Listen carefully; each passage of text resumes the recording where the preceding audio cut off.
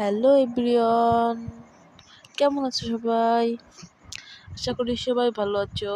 আজকে আমি তোমাদের জন্য নিয়ে এসেছি পুঁই শাক রেসিপি এবং ডিম ভাজি রেসিপি। দেখবে তোমরা ডিম ভাজি খেয়ে ফিদা হয়ে যাবে। এমন করে ডিম ভাজি হয়তো তোমরা কোনোদিনও খাও নাই। আমি ট্রাস্ট মি, বিশ্বাস করো আমাকে, বুঝছো? যাক, আর মজা করলাম না, তোমাদের সাথে আমি পুঁই শাক রেসিপিটা শেয়ার করবো। যাক, আগে আমি ডিমটা ভালো করে ভেজে নিয়ে নিই। ওই ডিমই যদি ভাজে, মনে করো ডিম দিয়ে যদি পুঁই শাক রাঁধি কেমন হবে। ভাবছি ট্রাই করবো নাকি নতুন রেসিপি। আচ্ছা যাক, সমস্যা নেই, আমার ডিম ভাজা হয়ে গেছে। মেন কোর্সে চলে যাব। এখন আমরা চলে যাব, যদিও কালারটা সুন্দর হয়েছে।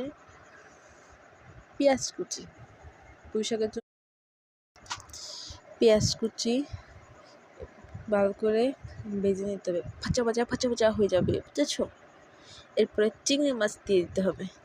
চিংড়ি মাছটা ভালো করে নাড়তেই থাকো, শুধু নাড়তে যতক্ষণ লাল না হয়ে যাবে ততক্ষণ নাড়তেই থাকো। নাড়া হয়ে যাবে।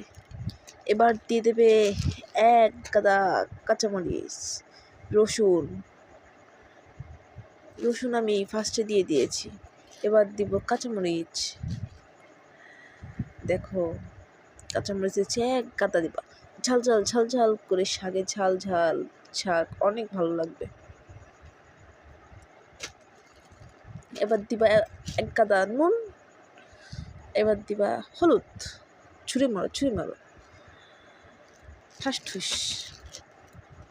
হয়ে গেছে। রান্না করা হয়ে গেছে। এবার বলক হওয়ার পরে এবার দিবা হচ্ছে ডাটা। এটা কিন্তু হিরোইনের এন্ট্রি হয়েছে, বুঝেছো? ডাটা ভালো করে কষায় নিতে হবে, নায়কের এন্ট্রি কিন্তু এখনো হয় নাই, বুঝেছো তোমরা? দাঁড়াও, নায়ক আসছে, সবুর করো, সবুরে মিয়া ফলে। অবশ্য অনেকে তো কয় গাছে ফলও ধরে নাকি, যাক সেটা বড় কথা না। এবার ভালো করে নাড়াচাড়া দিয়ে দিতে হবে, একটু পানিটা টাইনে যাবে, তারপরে যায় বুঝছো সেই পুঁই শাক দিয়ে দিতে হবে। আমি পুঁই শাকগুলো দিয়ে দিছি, দেখো কত সুন্দর হয়েছে।